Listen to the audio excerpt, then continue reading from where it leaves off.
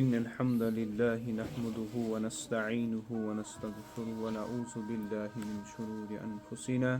ومن سيئات أعمالنا من يهده الله فلا مضل له ومن يضلله فلا هادي له ونشهد أن لا إله إلا الله وحده لا شريك له ونشهد أن سيدنا وحبيبنا ونبينا محمدا عبده ورسوله اللهم صل على محمد وعلى آل محمد كما صليت على إبراهيم وعلى آل إبراهيم إنك حميد مجيد اللهم بارك على محمد وعلى آل محمد كما باركت على إبراهيم وعلى آل إبراهيم إنك حميد مجيد رب اشرح لي صدري ويسر لي أمري واحلل عقدة من لساني يفقهوا قولي ربي زدني علما ربي زدني علما ربي زدنا علما اللهم إني أعوذ بك من همزات الشياطين وأعوذ بك ربي أن يحضرون يا مقلب القلوب ثبت قلبي على الدين اللهم طهر قلبي من النفاق وعملي من الرياء وعيني من الخيانة ولسان من الكذب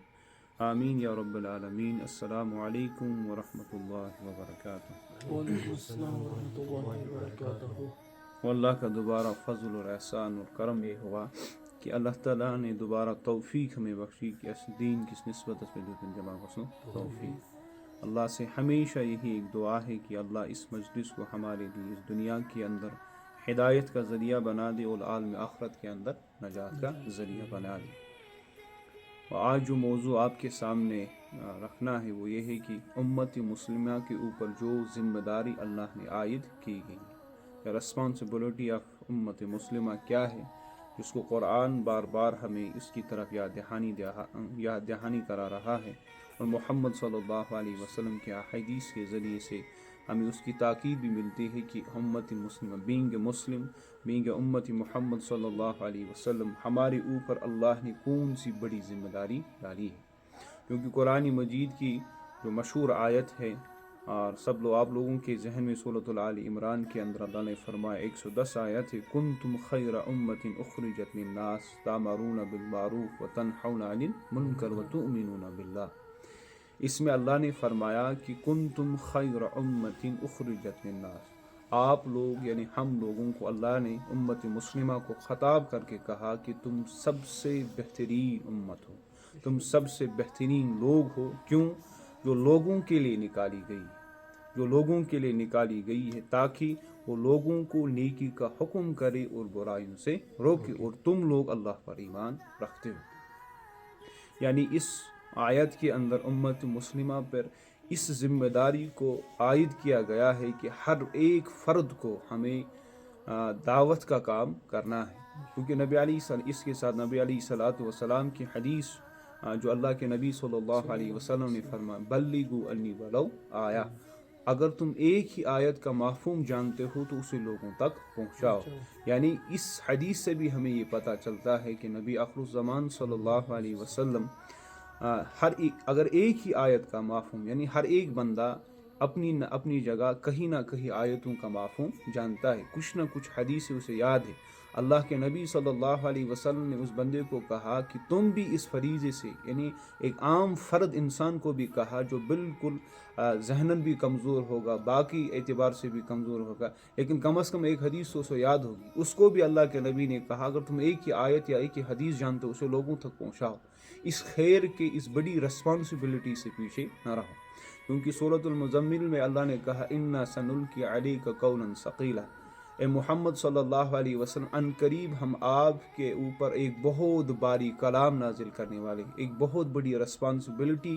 نازل کرنے والے۔ قرآن اللہ نے بعد میں نازل کر دیا سورہ مزمل میں، اور علماء لکھتے ہیں کہ اب جو وہ باری بوجھ تھا جو اللہ کے نبی صلی اللہ علیہ وسلم کے شان اقدس پر تھا، وہ اب کس کے ذمہ آ چکی ہے؟ امتی مسلمہ کے ذمہ آ چکی ہے کہ تم اب اس قرآن کو لوگوں تک پہنچاؤ گے، تم لوگوں کو برائیوں سے نکالو گے، تم لوگوں کو نیکی کی دعوت دو گے۔ اور یہ اللہ نے فرمایا کنتم خیر امت، تم سب سے اس آیت کو اب غور سے ہم ہر ورڈ ٹو ورڈ سمجھنے کی کوشش کریں گے۔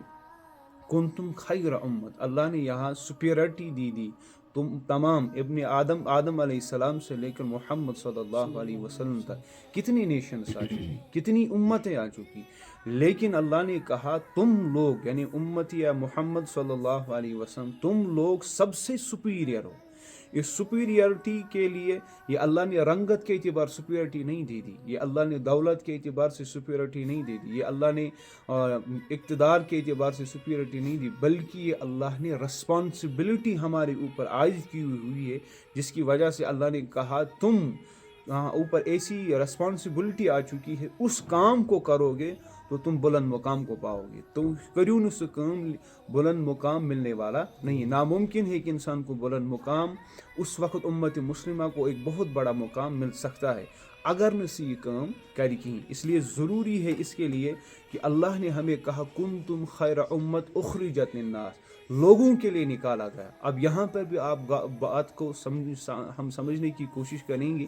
اللہ نے کہا اخرجت للناس، لوگوں کے لیے نکالا گیا، اخرجت للعرب نہیں کہا، یا اخرجت للمشرق نہیں کہا، اخرجت یا فی المغرب نہیں کہا کہ ایک اسپیسیفک قوم کی طرف، بلکہ اللہ نے امت محمدیہ کو کہا اخرجت للناس، تمام کے تمام بنی نوا انسانوں کے لیے تم نکالے گئے ہو، یو آر دا، تو ہسا چھو اسپیشل، لیکن اس اسپیشلٹی کے لیے کیا کرنا ہے تمہیں؟ تامرون بالمعروف و تنہون عن المنکر، تم لوگ نیکیوں کی دعوت دو گے، تم لوگ بدیوں سے روک لو گے۔ اگر یہ کام، یہ اسپیشلٹی ہم نہیں کریں گے تو ہم خیر امت پر نہیں رہیں گے۔ اس لیے ہمارے اوپر اللہ نے اس آیت کے اندر لازم کر دیا ہے کہ ہم لوگ نیکیوں کی دعوت دے دیں، بدیوں سے لوگوں کو روک لیں۔ اس اعتبار سے اگر اخرجت الناس، اب یہاں پہ اس اعتبار سے بھی جو قومیت پرستی ہے، جو وطن پرستی ہے، جو امیجنیٹری بارڈرز ہمارے پاس ہے، اس کو بھی اللہ نے ختم کر دیا کہ کشمیر والے صرف کشمیر کے لیے، کشمیر کا مسلمان صرف اپنے قوم ہی کے لیے خیر خواہ نہ بنے، بلکہ پوری بنی نوا انسان کے لیے، ہر جگہ کا مسلمان، جہاں کہیں پہ لا الہ الا اللہ کہنے والا بندہ موجود ہے، اس بندے کے اوپر اللہ اس آیت کے ذریعے یہ کہہ رہا ہے کہ تمہیں اخرجت للناس کے لیے میں نے بنایا۔ اس لیے اگر آپ دیکھیں گے باقی جتنی بھی دیگر قومیں ہیں کائنات کے اندر مسلمانوں کے سوا، وہ اس لیے زندہ رہتی، وہ اپنے قوم کے لیے زندہ رہتے ہیں، اپنی قوم کی مفاد کے لیے زندہ رہتے ہیں، اپنے پیش نظر وہ ہمیشہ اپنا نفع، اپنی قومیت، اپنی وطن پرستی اور باقی چیزوں کے لیے، اپنی عزت کے لیے، اپنے جاہ و جلال کے لیے اور اپنے ٹھاٹ باٹ رکھنے کے لیے، اور باقی دیگر قوموں کا یہی کام ہے۔ لیکن اللہ امت مسلمہ کو کہہ رہا ہے تم اپنے لیے نہیں جیتے بلکہ اوروں کے لیے جینا ہے، تم اپنے لیے خدمت کار نہیں بلکہ اوروں کی خدمت تمہیں کرنی ہے۔ کون سی بڑی خدمت؟ کہ تمہیں لوگوں کو نیکیوں کی دعوت دینی ہے، بدیوں سے روکنا ہے۔ کیونکہ اس اخرجت للناس سے ہمیں پتہ چلتا ہے کہ ایکس فردس خطر آمد کرنا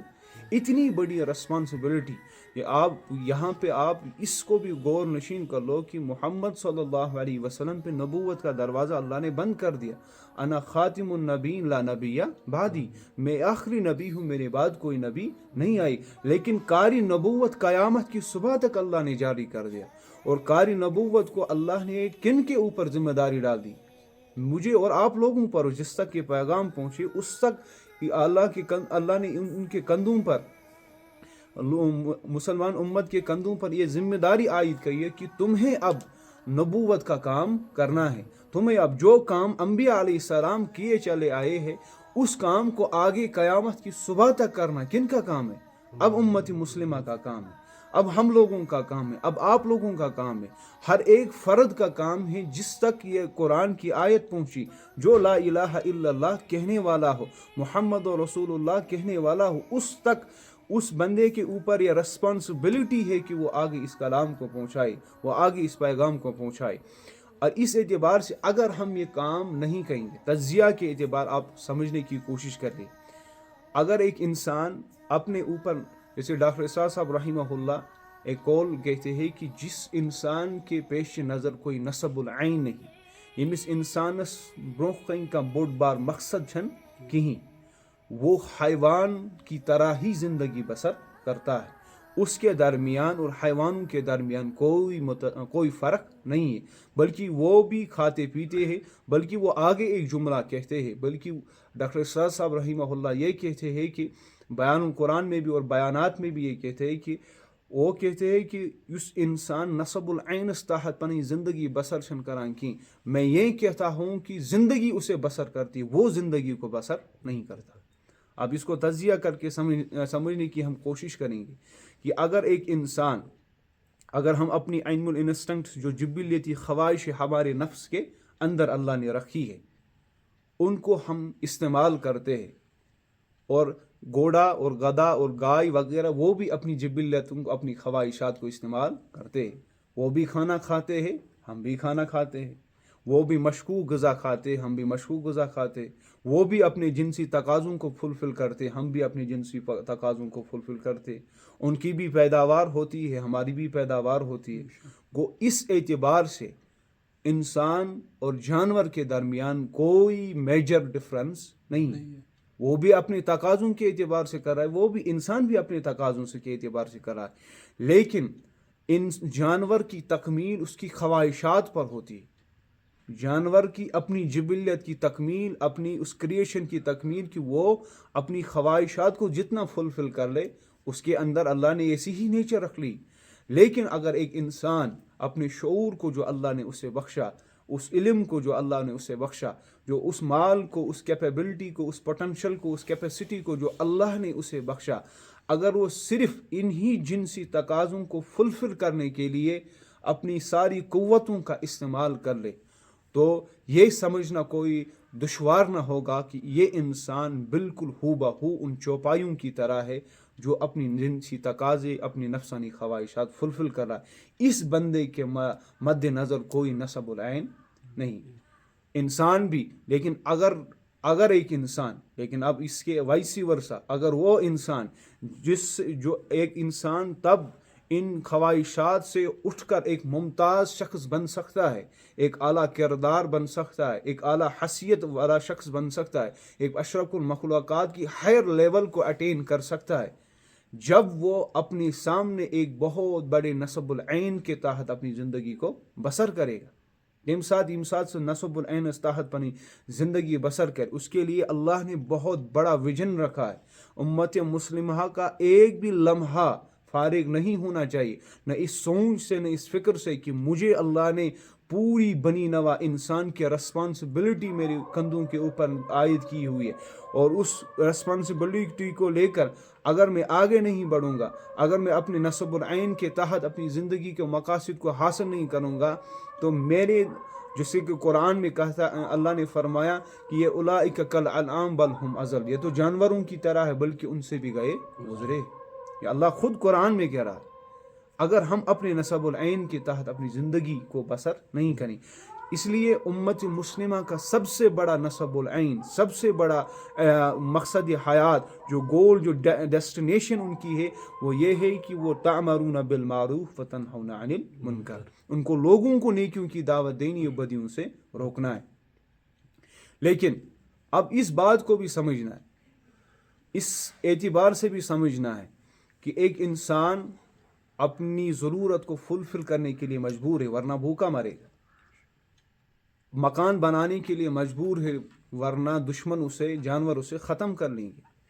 کپڑے پہننے کے لیے مجبور ہے، ورنہ سردی سے ہلاک ہوگا۔ جتنی بھی ضرورت ہے اس انسان کو ہے، وہ اس لیے اس اعتبار سے ضروری ہے۔ لیکن کپڑا کا استعمال کرنا، مکان کا بنانا، کھانے کا استعمال کرنا، اور اسی اعتبار سے مختلف جو نیڈس اینڈ ڈیزائرز اس کو ہے ان کو فلفل کرنا عین اس کا زندگی کا مقصد نہیں ہے، بلکہ اس انسان کو، ایک مسلمان کو، ایک امتی محمدیہ صلی اللہ علیہ وسلم کو اپنے نظریے کے اندر ہمیشہ اس بات کو یاد رکھنا ہے کہ مجھے ان خواہشات اور ان نیڈس جو مجھے جسمی اعتبار سے جو تقاضے ہیں ان کو فلفل کر کے اصل میں مجھے ان کے ذریعے بلند مقصد کو پانا ہے، ان راستوں سے گزر کر اصل مجھے نصب العین کی طرف جانا ہے۔ میں اپنے آپ کا خیال اس لیے رکھتا ہوں، اپنی نیڈس کو اس لیے فلفل کر رہا ہوں تاکہ اس بگر اچیومنٹ کو دیکھوں، تاکہ میں اس بگر اچیومنٹ کو حاصل کروں، تاکہ میں اس بلند مقصد کی طرف اپنی رواں دوا ہو جاؤں، تاکہ میں اس بلند مقصد کی طرف چل پڑوں جو اللہ اور اس کے نبی محمد صلی اللہ علیہ وسلم نے مجھ پر عائد کیا ہوا ہے، تب ہی یہ ممکن ہے۔ اگر ایک انسان صرف خواہشات کا فلفل کرنا، اور یہ عین اسلام اس کے پہلے میں نے تجزیہ اس اعتبار سے کیا تاکہ ہمیں سمجھ آئے، اگر اس برونہ کا نصب العین چھن کہیں تو ہمارے اور جانوروں میں کوئی ڈفرنس نہیں ہے، جیسے کہ قرآن بھی کہتا ہے، لیکن ان ضرورتوں کو فلفل کرنا ہے، لیکن سامنے کس کو رکھ کر؟ نصب العین کو رکھ کر، اپنے مقصد حیات کو رکھ کر، ایک کسی جگہ جب کسی شخص کو جانا ہوتا ہے تو وہ کسی راستے کو پہلے طے کر کے اس منزل تک پہنچتا ہے، اسی لیے یہ ہمارا راستہ ہے۔ مگر آج کل امت مسلمہ کا اگر آپ ویژن بھی دیکھو، پوائنٹ آف ویو بھی دیکھو، ہر ایک اعتبار سے ان کا نظریہ، ان کی فکر بھی دیکھو، ہر اعتبار سے ہمارے لیے مکان مقصد بن چکا ہے، ہماری اپنی نیڈس کو فلفل کرنا مقصد بن چکا ہے، ہمیں اپنی ڈے بائی لائف سٹائل کو ڈے بائی ڈے بہتر کرنا، کس اعتبار سے؟ میٹیریلسٹک کے اعتبار سے ڈے بائی ڈے بہتر کرنا، اس کو ہمارے لیے ہم نے اپنی زندگیوں کا مقصد بنایا ہوا۔ حالانکہ قرآن تمہیں کہتا ہے تم بہترین امت ہو، تمہیں لوگوں کے لیے نکالا گیا، اس لیے نہیں کہ تم اپنے مکان کو، اپنی تجارت کو، باقی سب چیزوں کو تم مقصد عین بناؤ، بلکہ تمہاری اوپر بڑی ذمہ داری یہ عائد کی گئی ہے، تامرون بالمعروف وتنہون عن المنکر وتؤمنون باللہ۔ اس اعتبار سے اللہ نے ہمارے اوپر اس ذمہ داری کو عائد کیا ہوا ہے، تاکہ ہم لوگ ہمیشہ اس نصب العین کے تحت جب ہماری زندگی بسر ہوگی تب ہم دیکھیں گے کہ کس اعتبار سے میں آگے میری زندگی چلے گی۔ گو یوتان أکِس انسانس برونٛہہ کن یہ نصب العین پنن بن توتان ہیٚکہِ نہٕ سُہ اتھ خاطر کوشش کرت جب تک اس کے اندر اس احساس کو ڈیولپ نہ ہو جائے، یوتان اس احساس تمس اندر ڈیولپ گژھِ کہ میں ہوں، کہ مجھے یہ کام کرنا ہے، میں امت مسلمہ صلی اللہ علیہ وسلم کا ایک ذمہ دار فرد ہوں جس کے اوپر اللہ نے اس ذمہ داری کو عائد کیا ہوا ہے، یوتان امس اندر یہ احساس بیدار گژھِ تب تک یہ اس کام کو نہیں کر سکتا، توتان ہیٚکہِ نہٕ یہ کام کرے۔ اور انڈیویجول لیول پر جب ایک بندے کا یہ معیار بن جاتا ہے اور کولیکٹو لیول پر، اجتماعی لیول پر یہ ایک بندے کا معیار بن جاتا ہے، تبھی معاشرے کے اندر سدھار ہوتا ہے، تبھی کس معاشرے اندر سے سدھار یوان۔ اب اس کو سمجھو کہ معروف کس چیز کو کہتے ہیں، کیونکہ یہاں پہ تعمرون بالمعروف کا حکم دیا گیا ہے، اس معروف کو ہمیں سمجھنا ہے کہ معروف کس اعتبار سے اللہ نے کہا۔ معروف لغت کے اعتبار سے ہر اس کام کو کہتے ہیں جس کو عقل صحیح سمجھے اور فطرتی سلیمہ اسے پسند کر لے اور دل یہ کہے کہ حقیقتاً یہ بلائی ہے، حقیقتاً یہ بلائی ہے، حقیقتاً یہ نیکی ہے، اس کو لغت کے اعتبار سے معروف کہتے۔ اور منکر اس چیز کو کہتے جس کو عقل کے اعتبار سے، فطرت سلیمہ کے اعتبار سے اور دل بھی یہ گواہی دے دے کہ یہ چیز پسندیدہ چیز نہیں ہے، یہ برائی ہے، اور اس اعتبار سے لغت کے اعتبار سے اسے منکر کہتے۔ اور معروف کو اگر ہم دیکھیں گے، سچ کہنا یہ معروف بات ہے، ظلم کے خلاف اٹھنا یہ معروف بات ہے، راست بازی کرنا یہ معروف بات ہے،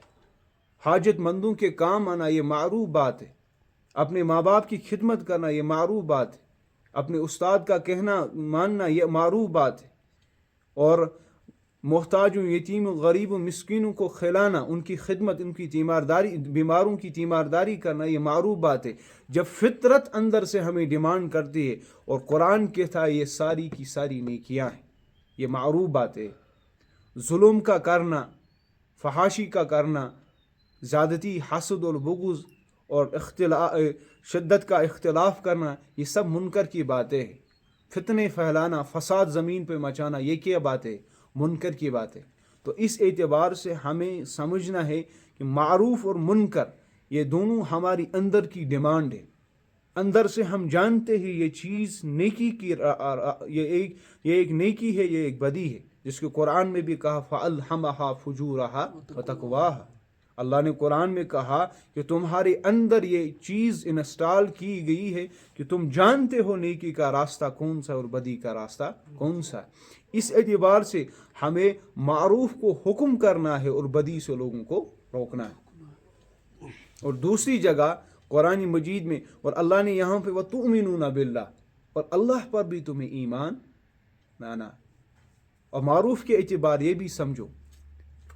ایک انسان کی تکمیل سب سے بڑا انسانیت کا ہمدرد وہ شخص ہے جو شخص تأمرون بالمعروف کرتا ہے اور تنہون عن المنکر کرتا ہے. حب انسانیت جس انسان کے دل میں ہے وہ اس کام سے باز نہیں رہ سکتا. یمس انسانس اندر حب انسانیت وہ انسانوں کا خادم بنے، وہ انسانوں کو جہنم کی آگ سے نکال کر جنت کے راستے پر لے، اس سے بڑا انسانیت کا خادم کون ہو سکتا ہے؟ اس لیے انبیاء علیہ السلام انسانیت کے سب سے بڑے محب تھے، سب سے بڑے خادم تھے کہ وہ لوگوں کو نیکی کا راستہ دکھاتے تھے، بدیوں سے لوگوں کو نکالتے تھے. اب ہم لوگ اگر یہ کام کریں گے، ہم لوگوں کو کام کرنا ہی ہے، اور جو کرے گا وہ اللہ کے نزدیک کتنا بلند مقام پائے گا. ایک انسان کی فطرت یہ ہے، ایک انسان سن فطرت یہ جب وہ کسی چیز کو ناپسند کرتا ہے، یم ساتھ سے کن چیز ناپسند قرآن ناپسند کے اوپر جب وہ آگے بڑھ جاتا ہے ایک درجہ اور، تو وہ اسے نفرت کر بیٹھتا ہے. جب وہ نفرت سے بھی ایک درجہ اور بڑھ جاتا ہے تو اس چیز کا اس کا سننا اور اس کی باتیں کرنا اسے گوارا نہیں ہوتا. جب وہ اس سے بھی آگے اور بڑھ جاتا ہے ایک درجہ اور، تو وہ اس چیز سے دشمنی کر بیٹھتا ہے. جب وہ دشمنی سے بھی آگے بڑھ جاتا ہے تو وہ عداوت اور عناعت پہ آتا ہے، وہ بغض کرتا ہے اس چیز کے ساتھ. اور جب وہ بغض اور عناعت کی لیول تک پہنچ جاتا ہے، پھر وہ انسان اپنی جگہ عہد کرتا ہے کہ اس چیز کو مر مٹا کے ہی میں دم لوں گا. اور یہی رویہ ہمیں منکر کے ساتھ ہونا چاہیے کہ جتنے بھی منکرات ہیں ان کو اپنے نفسوں سے بھی نکالنا ہے، ان کو اپنے آپ سے بھی نکالنا ہے، ان کو اپنی سوسائٹی سے اندر کے سے بھی نکالنا ہے. تبھی ہم کامیاب ترین شخص اور کامیاب ترین سوسائٹی ایک بنیاد رکھ سکتے ہیں. تب تک اس چیز کا ہونا ناممکن ہے جب تک منکر کے ساتھ ہمارا یہ رویہ نہ ہوگا. منکر کو کر کے اگر ہم خود منکر کریں تو دوسروں کو کیسے بچائیں گے منکر سے؟ اور برا معروف کے اعتبار سے معروف جب ایک انسان کسی چیز کو پسند کرتا ہے، پسند کے بعد ایک درجہ آگے جب بڑھ جاتا ہے وہ محبت کرتا ہے. جب وہ اس سے محبت کر بیٹھتا ہے تو ایک درجہ اور آگے بڑھ جاتا ہے، وہ اس کا سننا اس کا کہنا اسے پسند آتا ہے. جب وہ اس کا کہنا اسے سننا اس کا پسند آ جاتا ہے، پھر وہ ایک اور آگے درجہ بڑھ جاتا ہے، اور پھر اس بندے کو اس چیز کے ساتھ عشق ہو جاتا ہے. جب عشق کی لیول بھی آگے ہو جاتی ہے تو وہ فدائیت کی لیول تک پہنچ جاتا ہے. جب یہ فدائیت کی لیول تک پہنچ جاتا ہے پھر انسان کہتا ہے کہ میرا مال، میری جان، میری اولاد ساری اس چیز پر قربان. اور یہی رویہ ہمیں معروف کاموں کے ساتھ ہونا چاہیے. جب تک یہ رویہ ہمیں معروف کاموں کے ساتھ نہیں ہوگا تب تک ہم معروف کام نہیں کر سکتے. ہم خود معروف کے باتوں پر کھڑے نہیں ہو سکتے، دوسروں کو کیسے دعوت دیں گے؟ وہ قرآن مجید کے اندر سورۃ الحج کے اندر اللہ نے فرمایا وَإِن مَّقَّنَّاهُمْ فِي الْأَرْضِ وَأَقَامُوا الصَّلَاةَ وَآتُوا الزَّكَاةَ وَنَهَوْا عَنِ الْمُنكَرِ وَبِالْمَعْرُوفِ وَنَهَوْا عَنِ الْمُنكَرِ. اللہ نے کہا جس کو میں جانشین بناتا ہوں، وارث بناتا ہوں زمین کا، پھر وہ اس پر نماز کو قائم کرتے ہیں، زکوٰۃ ادا کرتے ہو اور نیکیوں کی طرف دعوت دیتے اور بدیوں سے لوگوں کو روکتے. اس آیت کے ذریعے میں علماء کرام، مفسرین کرام لکھتے ہیں کہ پہلے انسان کا نیک بننا ضروری ہے اور خود بدی سے بچنا ضروری. یہ اعلیٰ صفت ہے، خود نیک بننا اور خود اپنے آپ کو برائیوں سے بچانا. یقیناً یہ اعلیٰ صفت ہے، لیکن اس کے اوپر سپیریئرٹی کہ خود نیک بننا، دوسروں کو نیک بنانا، خود بدی سے بچنا اور دوسروں کو بدی سے بچانا، یہ سپیریئر ہیومنٹی کی لیول ہے. بہت بڑی انسانیت ہے، بہت بڑی انسانیت کی طرف سے ہمدردی ہے اور بہت بلند مقام ہے ایک انسانوں کا کہ وہ اس طرح کام کر بیٹھے. یوتانی سی ات لیولس پہ آج تب تک ہم اس چیز کو نہیں کر سکتے. پہلے ہمیں خود قدم اٹھانے ہیں کہ ہمیں نیک بننے کی کوشش کرنی ہے، ہمیں نیک کام کرنا، نیک کاموں کا آغاز کرنا ہے، پھر ہم نیک کاموں کی دعوت آگے چلائیں گے۔ مقدم قرآن نے یہی کہا، کیونکہ قرآن مجید میں یہ اندر جب بنی اسرائیل کی طرف مثال دی گئی، بنی اسرائیل کی طرف مثال جب اللہ نے دے دی کہ تم نیکیوں کی دعوت دیتے ہو تنسون انفسہم، اپنے آپ کو بھول جاتے ہو، لوگوں کو نیکیوں کا حکم کرتے ہو لیکن خود بھول جاتے ہو، یہ بھی رویہ نہیں ہونا چاہیے۔ جیسے کہ ڈاکٹر اسرار صاحب کہتے ہیں کہ ڈاکٹر برنارڈ شاہ جو ایک مصنف تھا، اس نے کہا اپنی کتاب کے اندر، اس نے لکھا ہے کہ جب میں قرآن پڑھتا ہوں تو مجھے لگتا ہے کہ کائنات میں قرآن جیسی دوسری کتاب ممکن نہیں ہے، اتنی اعلیٰ کتاب ہے، لیکن جب مسلمانوں کو دیکھتا ہوں تو یہ محسوس کرتا ہوں کہ اس سے ذلیل اور رسوا کن قوم کوئی نہیں۔ وہ ایک غیر مسلم یہ کمٹ کرنے پر کیوں مجبور ہوا؟ کیونکہ ہمارے قول اور فعل میں تضاد ہے، ہم کہتے کچھ ہے اور کرتے کچھ ہے اور کہتے کچھ۔ ہمارا فعل اور قول اس میں ٹکراؤ ہوتا ہے، جس کی وجہ سے غیر مسلم ابھی ہم مسلمان جتنے بھی کنٹریز ہیں، کوئی بھی یہ نہیں کہہ سکتا کہ مسلمانوں کے یہاں عدل و انصاف قائم ہے، مسلمانوں کے یہاں اخلاق کے نظریات قائم ہیں۔ سب کے اندر فحاشی اور یعنی ہر اعتبار سے غلاظت ہی غلاظت بڑھ چکی ہے۔ اس لیے ہم کسی کو یہ دعویٰ نہیں کر سکتے ہمیں دیکھ کر اسلام کو پہچانو، ہمیں چل کر دیکھ کر اسلام کو پہچانو۔ لیکن واقعی صحابہ رضی اللہ تعالی عنہم اجمعین کا کردار ایسا تھا،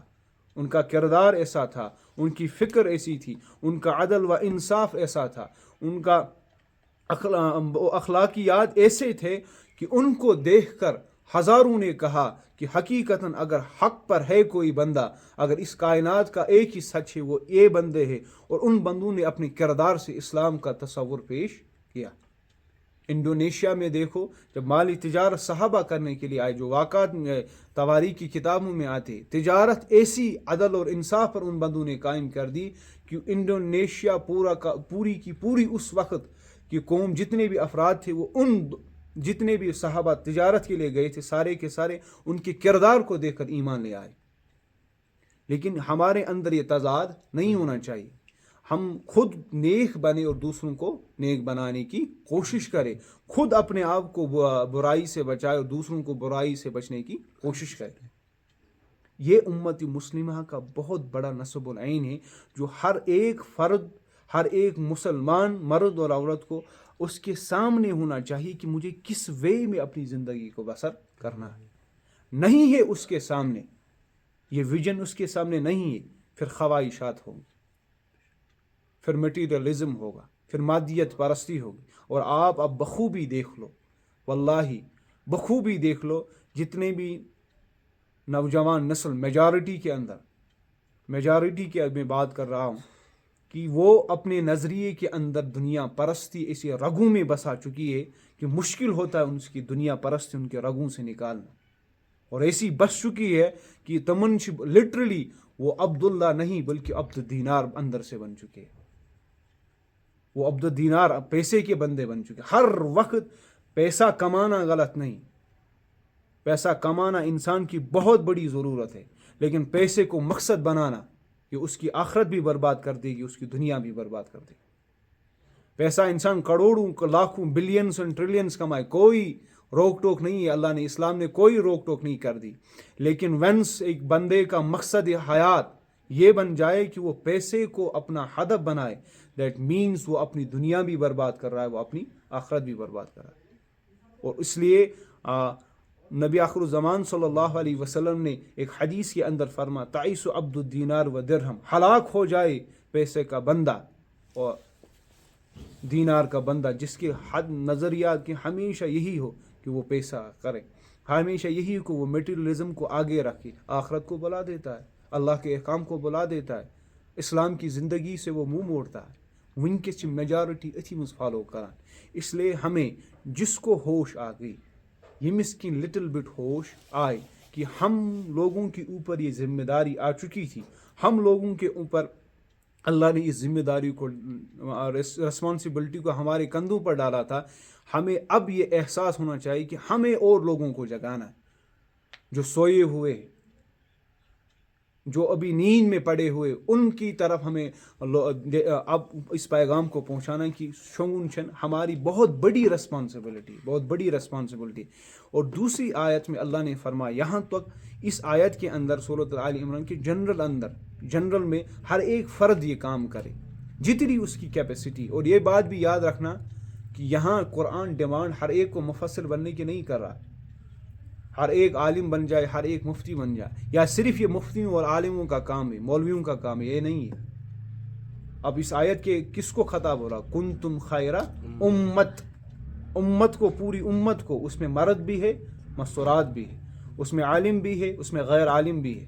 اس میں ادنا انسان بھی، اس میں اعلیٰ انسان بھی ہے، اس میں دولت مند بھی، اس میں غریب بھی ہے، اس میں ہر ایک شخص داخل ہوتا ہے کہ تمہیں یہ کام اپنی لیول، اپنی کیپیسٹی کے اعتبار سے کرنا ہے۔ جس کو اللہ نے جو کیپیسٹی دے دی، جس اعتبار سے دے دی، جہاں پہ وہ ہے، وہ اس فیلڈ کے اندر تامرون بالمعروف و تنہون عن المنکر کرے۔ جس فیلڈ میں وہ دکان پہ ہے، وہ جاب کے اندر ہے، وہ بزنس کے اندر ہے، وہ کسی بھی فیلڈ کے اندر ہے، وہاں پہ کوشش کرے وہ تامرون بالمعروف و تنہون عن المنکر کرنے کی۔ اور دوسری جگہ قرآن مجید میں اللہ نے فرمایا وَلْتَكُمْ مِنْكُمْ أُمَّةٌ يَدْعُونَ إِلَى الْخَيْرِ وَيَعْمَرُونَ بِالْمَعْرُوفِ وَيَنْهَوْنَ عَنِ الْمُنْكَرِ وَأُولَٰئِكَ هُمُ الْمُفْلِحُونَ۔ اور اللہ نے فرمایا اس آیت کے اندر یہی پس منظر ہے کہ وَلْتَكُمْ مِنْكُمْ أُمَّةٌ يَدْعُونَ إِلَى الْخَيْرِ، ضرور بھی ضرور، ہمیں لامی تاکید کے اعتبار سے بات اللہ نے کہا، ضرور بھی ضرور تم میں سے ایک امت ودن امت ہی کے اندر ایک ایسی جماعت ہو، امت ودن ایک ایسی جماعت ہو کہ یدعون الی الخیر، جو لوگوں کو کس کی طرح بلائے؟ خیر کی طرح، ویعمرون بالمعروف، اور معروف نیکی کا حکم کرے، وینہون عن المنکر، اور برائیوں سے روک لے، واولئک هم المفلحون، یہی لوگ ہیں جو اللہ کے یہاں کامیاب شمار ہوں، فلاح پانے والے۔ دیکھو آپ دنیا کے اندر ہر ایک شخص کو پوچھو، ہر ایک شخص اگر اکوئی سوال کرو کہ ذرا مجھے بتاؤ کہ کامیابی کیا ہے، ہر ایک بندہ اپنی پوائنٹ آف ویو کے اعتبار سے کہے گا کہ میرے نزدیک یہ کامیابی ہے، میرے نزدیک یہ کامیابی ہے، اس چیز کو پالو تو کامیاب ہو جاؤ گے، اس چیز کو پالو تو کامیاب ہو جاؤ گے، اس مقصد کو حاصل کرو تو کامیاب ہو جاؤ گے، اس اقتدار کو حاصل کرو تو کامیاب ہو جاؤ گے، اس لیول تک پہنچ جاؤ گے، اس منصبے کو پاؤ گے تو کامیاب ہو جاؤ گے۔ لیکن ہمیشہ اس بات کو اپنے دل اور دماغ کے اندر اس کو بٹھا لینا، کامیابی وہی ہے جس کو اللہ کامیابی کہے، ناکامی وہی ہے جس کو اللہ ناکامی کہے۔ اس اعتبار سے ہمیں اس بات کو ذہن نشین رکھنا ہے کہ اللہ نے ان کام کرنے والوں، جس میں 3 کیٹیگری، الی الخیر ویامرون بالمعروف وینہون عن المنکر، جو یہ 3 کام کر رہا ہے، اللہ اسے کہتا ہے، اس جماعت کو یا اس فرد کو بھی کہتا ہے، اولئک هم المفلحون، یم لوگ ہسا چھ کامیاب ترین اللہ کے یہاں۔ اس لیے اپنی کامیابی کا کرائٹیریا یہ بنا لو۔ میں اکثر یہ کہتا ہوں کہ دنیا سے اندر جن کا کامیابی ان کرائٹیریا نہیں ہے کوئی۔ اگر کوئی فرعون کی بادشاہت کو بھی پہنچ جائے، پھر بھی اسے موت اور غم کا فیس کرنا پڑے گا، اور عالم آخرت میں اللہ کے سامنے کھڑا۔ اگر وہ قارون کی دولت کو بھی پہنچ جائے، سٹل اس کو کامیاب شخص نہیں کہہ سکتے، کیونکہ اللہ کے یہاں وہ ناکام ہے۔ اگر وہ نمرود کی بادشاہت کو بھی پہنچ جائے، سٹل وہ اللہ کے یہاں ناکام ہے، کیونکہ نمرود ناکام ہے۔ کامیاب کون ہے؟ والعصر ان الانسان لفی خسر، زمانے کی قسم سارے انسان خسارے میں، الا الذین آمنوا وعملوا الصالحات وتواصوا بالحق وتواصوا بالصبر۔ 4 شرطیں اللہ نے کامیابی کے بیان کیے کہ پہلے ایمان والے ہو، ایمان اور عمل الصالحات، اور تامرون بالمعروف وتنہون عن المنکر، اور اس پہ جو تمہیں مشکلات مسائل برداشت کرنے، اس پہ صبر کرنا۔ جس کے اندر یہ 4 شرطیں آ چکی ہے، وہ بندہ اللہ کے یہاں کامیاب شمار کیا جائے گا، اور وہ اللہ کی جنت میں داخل ہوگا انشاءاللہ اللہ کے فضل و کرم سے۔ اس کے علاوہ جو ان شرائط کے ساتھ کل قیامت کے دن نہیں آیا، اللہ کے یہاں وہ ناکام ہے، وہ نامراد ہے، وہ اللہ کے یہاں وہ ہار چکا ہے، سوئم حکم پان کامیاب خدا اس نے نظر انداز کرت۔ تو آخری آیت میں آپ لوگوں کے سامنے رکھتا ہوں. اس کی مختلف آیاتیں ہیں قرآن مجید کے اندر جو اسی پہلو کو بار بار بیان کر رہے ہیں، اسی طرح کہ امت مسلمہ کا کیا رویہ ہونا چاہیے. اب اللہ نے فرمایا سورۃ البقرہ کے اندر وَكَذَلِكَ جَعَلْنَاكُمْ أُمَّةً وَسَطًا لِتَكُونُوا شُهَدَاءَ عَلَى النَّاسِ وَيَكُونَ الرَّسُولُ عَلَيْكُمْ شَهِيدًا. اللہ نے فرمایا اے مسلمانوں، اسی طرح میں نے تم لوگوں کو ایک امتی وسطہ بنایا ہے تاکہ تم لوگوں پر گواہ رہو اور رسول اللہ صلی اللہ علیہ وسلم تم پر گواہ رہے. اللہ نے یہاں پہ ہمیں کہا کہ تم امت مسلمہ تم گواہ رہو، ایک امتی وسط درمیانی امت، ہر ایک اعتبار سے ہمیں اعتدال والی امت اللہ نے بنا دیا. اور ہمارا کام ہے لوگوں کو نفع دے دینا، اور ہمارا کام ہے لوگوں کو برائیوں سے بچانا. اور اس اعتبار سے جو میں نے ابھی آپ کے سامنے تشریح رکھی، اس آیت کا بھی پس منظر اسی سے ریلیٹ کرتا ہے. لیکن یہاں پہ جو مجھے آپ کو بات سمجھانی ہے کہ شہداء علی الناس، ہم لوگوں کو کل اللہ کے سامنے لوگوں کے بارے میں گواہ پیش کیا جائے گا. لوگوں کے بارے میں ابھی پریزنٹ دنیا کی پاپولیشن 8 بلین ہے. کتنی؟ 8 بلین. اور ریسپیکٹ ٹو پوری دنیا جو ریسپیکٹ ٹو اس سے 2 بلین مسلمان ہیں جو لا الہ الا اللہ محمد رسول اللہ صلی اللہ علیہ وسلم کہنے والے. اور بچے کتنے؟ 6 بلین. کتنے بچے؟ ان 6 بلین تک کلمہ توحید پہنچانا کس کا کام ہے؟ ہمارا کام، ہم لوگوں کا کام ہے. اگر ہم اس کام کو نہیں کریں تو کل قیامت کے دن اللہ آپ لوگوں کو اور مجھے جس تک یہ پیغام پہنچے اس کو یہ سامنے رکھ کر کھڑا کرے گا کہ تم شہداء علی الناس ہو. بتاؤ میری اس بندے کے ساتھ، میری ان بندوں کے ساتھ تمہارا کیا رویہ تھا.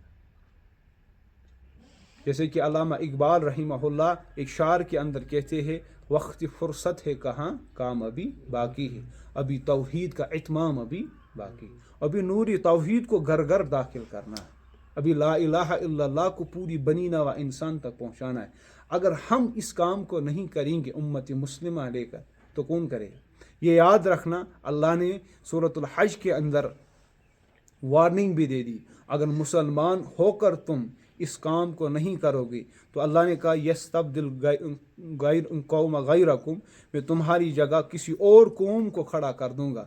اور تمہیں رسوا کر کے انہیں اس کام سے سرفراز کروں گا، انہیں اس نعمت کو بخشوں گا. اور وہ میری، اللہ نے آگے فرمائے وہ مجھ سے محبت کریں گے، میں ان سے محبت کروں گا. اللہ کے یہاں کوئی بڑی بات نہیں ہے. وہ غیر مسلمانوں کو ساروں کو مسلمان بنائے گا. اور اللہ بچائے جو مسلمان ہو، جو منافقت کی لیول پر پہنچ چکے ہو، ہائپرکسی کی لیول تک پہنچ چکے ہو، ان کو دھکا دے کر کٹہری کے ڈھیر میں پھینک دے گا. اللہ کے یہاں کوئی بڑی بات نہیں. اس لیے اپنے آپ کی فکر اس لیول کی کرنی ہے کہ ہمیں شہداء علی الناس اللہ کے سامنے کل پیش ہونا ہے. اللہ نے ہمیں اجتباکم، اللہ نے اس کے لیے ہم لوگوں کو چن لیا ہے کہ ہم نیکی کا کام حکم دے اور برائیوں سے روکے. اور اس کی آخری مثال آپ سمجھو، آخری مثال میں دوں گا. ہم لوگ اگر تعملون بالمعروف و تنہون عن المنکر نہیں کریں گے، جو اسلام کی دعوت ہم لوگوں کے پاس ہے، یہ اسلام کی دعوت اس خزانے کے مانند ہے